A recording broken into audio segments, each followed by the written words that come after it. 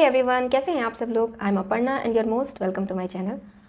आज का वीडियो घातांक और करनी, मेनली घातांक के बारे में है। ठीक है, घातांक को इंग्लिश में बोलते हैं इंडिसेस। घातांक क्या होते हैं और इसके सवाल कैसे सॉल्व किए जाते हैं, इससे रिलेटेड फॉर्मूलेज, ये सब आज की वीडियो में हम लोग समझेंगे। ठीक है, तो घातांक होता क्या, मेनली पावर वाले क्वेश्चन देखे होंगे ना कि एक संख्या के ऊपर एक पावर चढ़ी रहती है, तो वही पावर को ही घातांक बोलते हैं। इसको इंग्लिश में इंडिसेस बोलते हैं।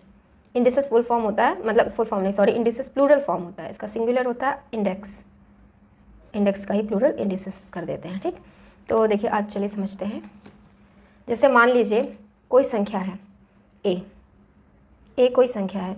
अब इसको मल्टीप्लाई करके कई बार लिखा गया है, ए इंटू ए इंटू ए इंटू ए इंटू ए, और ये बढ़ता चला जा रहा है, बढ़ता चला जा रहा है। कितनी बार? n टाइम्स, मतलब a का गुणा कितनी बार कराया गया है? n बार। ठीक, तो इसी को हम लोग कैसे लिख सकते हैं? इस तरह गुणा गुणा गुणा करके ना लिख के a की पावर में n चढ़ा देते हैं। ठीक, समझ गया? a का गुणा जब n बार है तो इसको हम इस फॉर्म में लिख देते हैं, a की पावर n। इसका भी मतलब यही होता है। ठीक, तो इसमें जो है ये a, इसको हम लोग कहते हैं आधार। क्या कहते हैं? आधार। इंग्लिश में इसको कहते हैं बेस। और ये जो पावर है इसी को कहते हैं घातांक, घातांक या घात, पावर। ठीक, इसी के बारे में पढ़ेंगे कि ये पावर्स कैसे, कई टर्म्स हैं उनमें पावर्स कैसे जुड़ती हैं घटती हैं, ये सारा कुछ इस चैप्टर में पढ़ेंगे। तो सबसे पहले ये बेसिक चीज़ है, ये समझ में आना चाहिए कि अगर a to the power n लिखा है तो उसका मतलब क्या होता है। उसका मतलब होता है कि a का गुणा n बार किया गया। जैसे कि मान लो 2 लिखा है, 2 टू द पावर 4, इसका क्या मतलब है कि 2 का गुणा 4 बार कराएंगे, 4 बार, 2 इंटू 2 इंटू 2 इंटू 2, ये होगा 2 टू द पावर 4 का मतलब। 2 को बेस कहते हैं और 4 को पावर कहते हैं, घातांक कहते हैं। ये तो हो गई एक चीज़। ठीक है, जैसे देखिए ये लिखा है 3 ले लेते हैं, 3 इंटू 3 इंटू 3 इंटू 3। ठीक, और यहाँ लिखा है 4 इंटू 4 इंटू 4। अब इसको हमें पावर के रूप में लिखना है, घातांक के रूप में लिखना है, तो कैसे लिखेंगे? देखेंगे 3 का गुणा कितनी बार है? 1 2 3 4। 3 का गुणा 4 बार है, तो इसको हम लोग घातांक के रूप में लिखेंगे 3 टू द पावर 4। ठीक, सेम इधर यहाँ पे क्या है?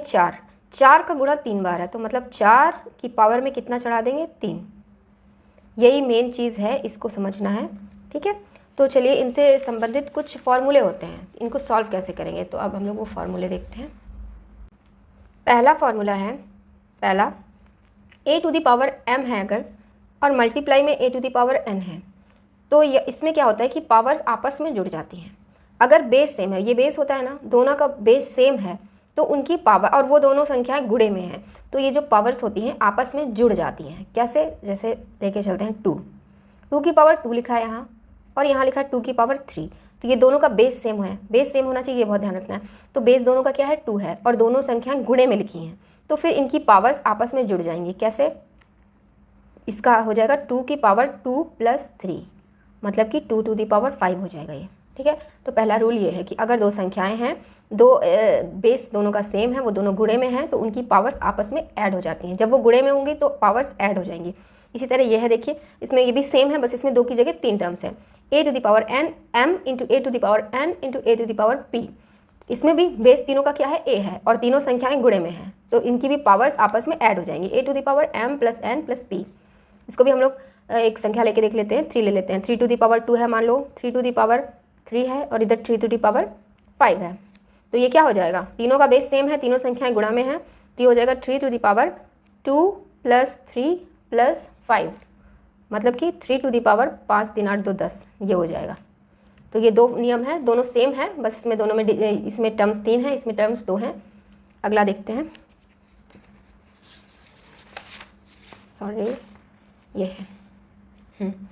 अब इसमें क्या है कि इसमें 2 संख्याएं भाग में दी गई हैं, उसमें दोनों संख्याएं गुणे में थी, इसमें दोनों संख्याएं भाग में हैं। बेस दोनों का a ही है, a to the power m है ये, और ये upon a to the power n है। तो इसमें क्या हो जाता है कि बेस सेम है, तो यहाँ पर पावर्स आपस में घट जाती हैं, जबकि m n से बड़ा होना चाहिए। ऑफकोर्स जब m n से बड़ा होगा तभी वो माइनस होगा। एग्जाम्पल के तौर पे ले लेते हैं, मान लो 5 टू द पावर 3 लिखा है यहाँ, अपॉन में लिखा है 5 टू द पावर 2। अब इसको सॉल्व करना है, तो दोनों की बेस सेम है और दोनों डिवाइड में है, तो इनकी पावर आपस में घट जाएंगी। तो ये हो जाएगा 5 टू द पावर 3, ये पावर ऊपर जाएगी माइनस में, 3 माइनस 2, तो ये हो जाएगा 5। ठीक है, तो जब दो टर्म्स हैं बेस सेम है और वो डिवाइड में है तो उनकी पावर्स आपस में घट जाती हैं। ये याद रखना है कि जब संख्याएं गुणे में है तो पावर्स जुड़ती हैं और जब संख्याएं भाग में है तो पावर्स माइनस हो जाती हैं। ठीक, तो और एक ये होता है कि अगर किसी संख्या की पावर माइनस में है तो उसका मतलब होता है कि 1/a है। अगर इसको हमें प्लस में करना है तो इसको 1 में कर देते हैं। जैसे कि मान लीजिए 2 की पावर -4 लिखा है तो इसका मतलब क्या होता है 1/2 प्लस का 4। ठीक है, जब पावर माइनस में होगी तो उसको प्लस में करना है तो वो 1 हो जाता है। 4 हो गए फॉर्मूले। अब ये देखते हैं, ये दोनों बहुत इंपॉर्टेंट है, इंपॉर्टेंट से ज़्यादा कंफ्यूजिंग है। एक तो ये होता है कि अगर a⁴m है और उस पूरे की पावर n लगा हुआ है तो ये क्या हो जाता है, यहाँ पे थोड़ा सा ये फैल गया है, गुणा। तो इन पावर्स का मल्टीप्लाई हो जाता है। ठीक है, जैसे कि 2 मान लीजिए 2 लिखा है और इस पूरे टर्म की पावर में 4 चढ़ा है। ठीक है, ये चीज़ हमें ध्यान देनी है कि ये जो 4 पावर चढ़ी है ये पूरी, ये जो इसको स्क्वायर करने पे जो संख्या आएगी उसके पावर में चढ़ी है। तो इस केस में क्या होता है, जब ब्रैकेट लगा होता है तो ये दोनों पावर्स आपस में मल्टीप्लाई हो जाती हैं। कैसे, 2 ये दोनों पावर मल्टीप्लाई होंगी 2 × 4 तो ये आ जाएगा 2 2 4 = 8, ये आ जाएगा। ठीक, अब यहाँ पर ये दूसरा केस है, इसमें क्या है कि a⁴m और m की पावर n चढ़ी है। यहाँ पे ब्रैकेट नहीं लगा, देखिए यहाँ पर ब्रैकेट लगा था, a⁴n था, फिर पूरे का ब्रैकेट का n पावर लगी थी, इसका मतलब इस पूरे की पावर n थी, लेकिन यहाँ पर ब्रैकेट नहीं लगा तो इसका मतलब कि जो ये m है केवल m की पावर में n चढ़ा हुआ है। देखिए इसी तरीके का हम एग्जाम्पल लेके समझते हैं। 2m की जगह 2 लिखा और यहाँ 4 था ना तो ये 4 चढ़ा दिया। ठीक, अब इसका क्या मतलब हुआ, इसका मतलब हुआ कि हमें इसमें इस केस में क्या होता है कि 2 ⁴ 2 का मल्टीप्लाई 4 बार होता है। इसमें हम दोनों पावर्स को गुणा नहीं करा सकते क्योंकि यहाँ पर ब्रैकेट नहीं लगा है। तो इसको कैसे सॉल्व होगा, 2 ⁴ 2 × 2 × 2 × 2, 2 2 = 4, 2 8, 2 16, मतलब 2 इसमें आ जाएगा 16 और फिर इसको सॉल्व करेंगे।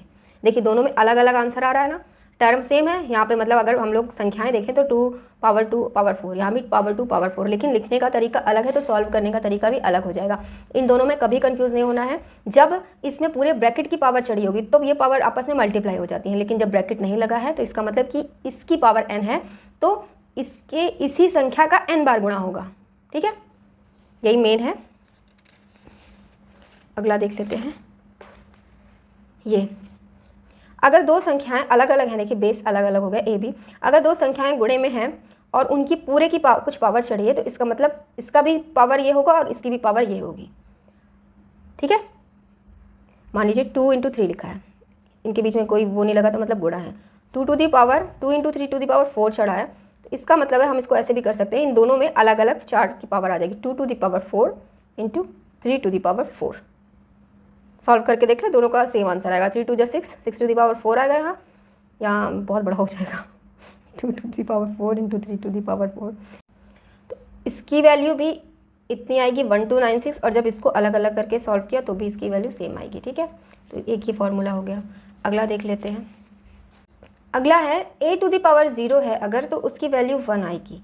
मतलब है इसका कि किसी भी संख्या में अगर पावर में 0 चढ़ा है तो उसकी वैल्यू हमेशा 1 आएगी, इर्रिस्पेक्टिव ऑफ कि यहाँ पर कोई भी संख्या हो, चाहे वो 2 ⁴ 0 हो, 3 ⁴ 0 हो, 10 ⁴ 0 हो, 1000 ⁴ 0 हो, किसी भी संख्या की पावर में अगर 0 लगा है तो इन सब की वैल्यू हमेशा 1 आएगी।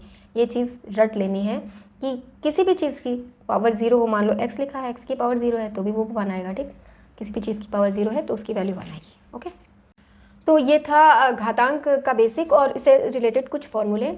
आई होप कि आप सबको समझ आए होंगे। अगले वीडियो में हम लोग घातांक के क्वेश्चन सॉल्व करेंगे। ठीक है, तो अगर कुछ कन्फ्यूजन हो या कुछ पूछना हो तो आप लोग कमेंट सेक्शन में लिख सकते हैं। वीडियो पसंद आया हो तो लाइक कीजिएगा, अपने दोस्तों के साथ शेयर कीजिएगा और चैनल को सब्सक्राइब करना मत भूलिएगा। Thanks for watching the video.